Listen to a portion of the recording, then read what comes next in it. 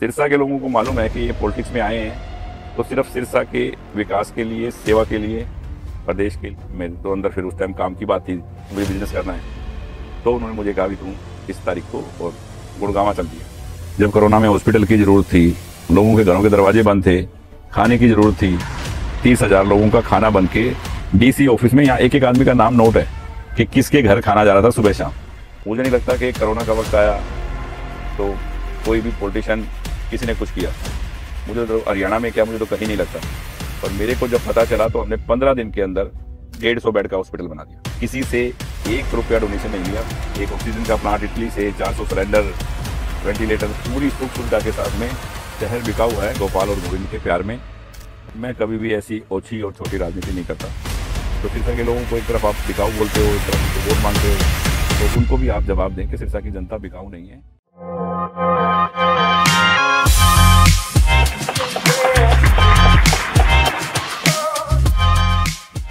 सिरसा के अंदर आपके परिवार को सेवादार परिवार कहा जाता है, तो ऐसा क्यों? इसके पीछे क्या बड़ी वजह है?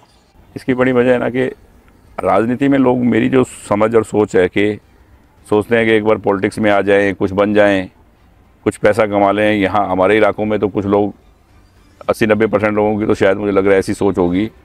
पर सिरसा के लोगों को मालूम है कि ये पॉलिटिक्स में आए हैं तो सिर्फ सिरसा के विकास के लिए, सेवा के लिए, प्रदेश के लिए, क्योंकि इनके पास भगवान का दिया सब कुछ है और इनको अपने लिए तो कुछ चाहिए नहीं, ना किसी से मांगा और सबकी सेवा ही की है। कोई भी आया उसको अपनी तरफ से दिया ही है कि किसी को इलाज के लिए, किसी को किसी काम के लिए, ज़रूरतमंद की हमेशा गरीब और गौ की सेवा की है। तो लोगों के दिमाग में, जहन में एक बात वर्षों से फिट है कि इस परिवार से हमें हमेशा मदद मिलेगी। ये परिवार तो सेवादार परिवार है। ठीक है, तारा बाबा जी से जुड़े हुए हैं, तो थोड़ा आप मुझे तारकेश्वर धाम के बारे में बताइए। आप कब इससे जुड़े और कहाँ से आप, मतलब क्योंकि देखिए हर व्यक्ति के जीवन में एक प्रेरणा का स्रोत होता है, तो ये जो धार्मिक प्रेरणा का स्रोत है इसके बारे में थोड़ा आप हमें विस्तार से बताएं। बाबा जी से तो हमारा परिवार ही जुड़ा हुआ था, पूरा मदर फादर ही जाते थे जब हम पैदा नहीं हुए थे, जब भी जी। तो जब से ही जाना था। मैं तो बहुत छोटा सा कुटिया में 5-7 साल का आता था। मदर फादर बैठ जाते थे बाबा जी के पास, तो मैं तो वहाँ जब पानी चलता है खेत में, जैसे कुटिया ये यहाँ अब तो सारा कुछ बन गया, इधर जंगल में एक किस्म से होती थी पगडंडी में जाके अंदर, और वहाँ जाते थे खेतों के रास्ते से।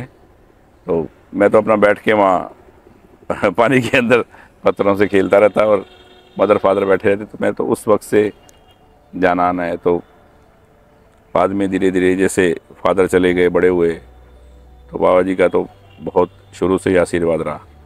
एक बार मैं बहुत वर्षों के बाद माँ के साथ आया बाबा जी से मिलने, बातचीत की, और मेरे तो अंदर फिर उस टाइम काम की बात थी, मुझे बिजनेस करना है। तो उन्होंने मुझे कहा भी तुम इस तारीख को और गुड़गांव चल जियो। कोरोना काल आया, आपने देखा, आपने अपनी तरफ से सिरसा में हॉस्पिटल बनाया। उस वक्त विपक्ष के वो नेता कहाँ नज़र आ रहे थे आपको? कहीं नहीं थे। मैं कह रहा हूँ ना, लोगों को पता होता है कि जब ऐसा वक्त आता है, जब कोरोना में हॉस्पिटल की ज़रूरत थी, लोगों के घरों के दरवाजे बंद थे, खाने की ज़रूरत थी, तो उस वक्त यहाँ से करीब कोई 25,000 30,000 लोगों का खाना बन के DC ऑफिस में, यहाँ एक एक आदमी का नाम नोट है कि किसके घर खाना जा रहा था सुबह शाम, पैकेट बन के। मेरे को गोविंद का फ़ोन आता है एक दिन कि हमें रोटी बनाने वाली लेडीज़ें बहुत कम मिल रही हैं और हमारे पास फिर भी 300, 400, 500 आदमी काम कर रहे थे यहाँ। फिर भी हमने 3 मशीनें उस टाइम राजकोट से मंगवाई ताकि पूर्ति हो।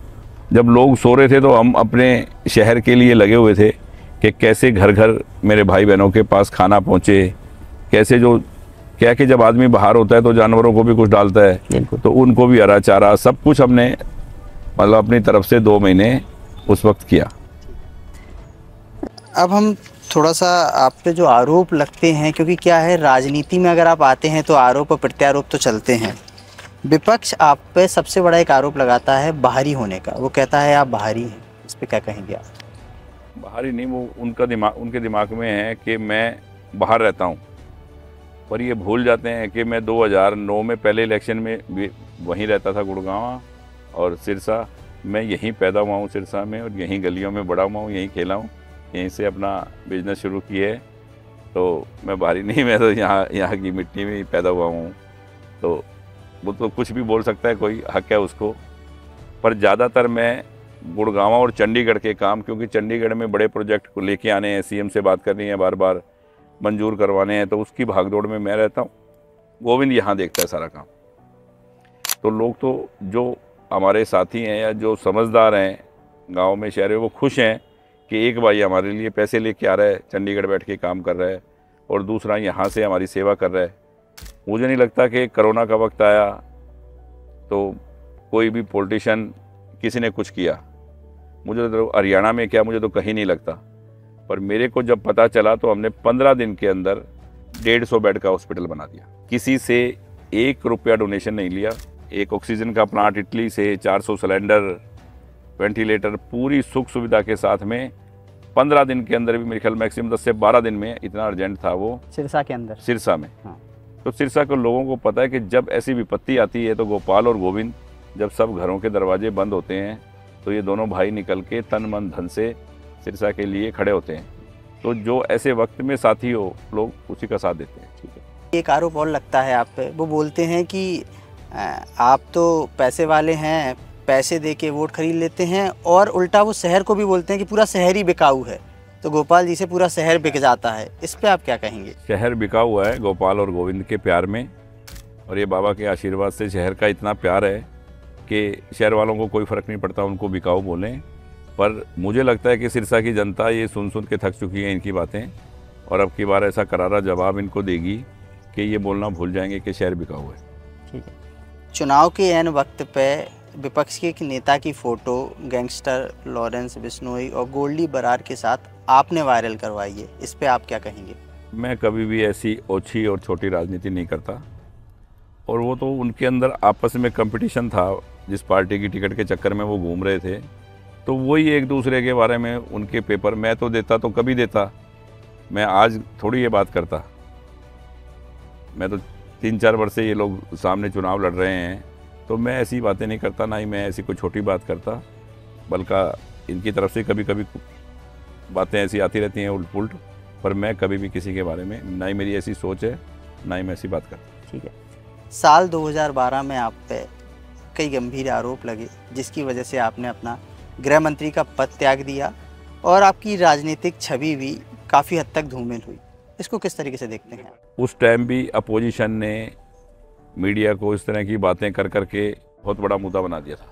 जब भी ये मेरे पे आरोप लगे, और उसी वक्त मैंने 2012 में ये लगे, 14 में मैंने अपनी पार्टी बना दी थी कि भाई मेरे पे ये जो आरोप लगाए हैं, जिन्होंने ये कोशिश की है, जिनका मैंने साथ दिया जिस पार्टी का, और उन्होंने ही मुझ पे बिना कोई भी हेल्प किए बिना मुझ पे आरोप लगाए, तो इसी वक्त से मैंने उनको छोड़ के अपनी पार्टी बनाई। और इस इलेक्शन से पहले ही भगवान ने मेरी सुनी कि वो सच्चाई सामने आई। कोर्ट ने सारा कुछ साफ कर दिया कि भाई इस व्यक्ति का इसके अंदर क्या रोल था या नहीं था, उन्होंने साफ उसमें सब कुछ लिख दिया है, और बिल्कुल एकदम कि नहीं, ये व्यक्ति इसके अंदर था ही नहीं और इसका कोई रोल नहीं है इसमें।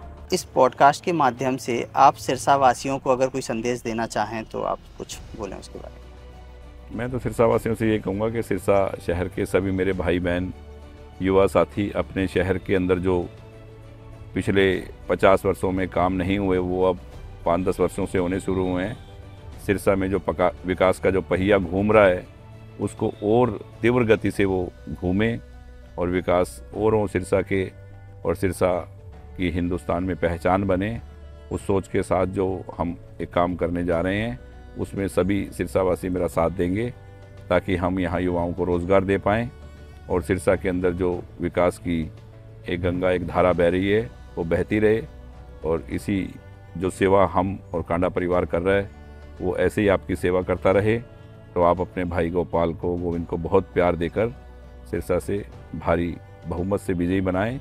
और जो सिरसा की जनता को बार बार इल्ज़ाम लगाते हैं कि सिरसा बिकाऊ है यहाँ के लोग, तो सिरसा के लोगों को एक तरफ आप बिकाऊ बोलते हो, एक तरफ उनसे वोट मांगते हो, तो उनको भी आप जवाब दें कि सिरसा की जनता बिकाऊ नहीं है, ये किसी के काम पे, किसी के प्यार में बिकी हुई है, और ये उन पर इल्ज़ाम लगाना ताकि वो लोग बंद करें।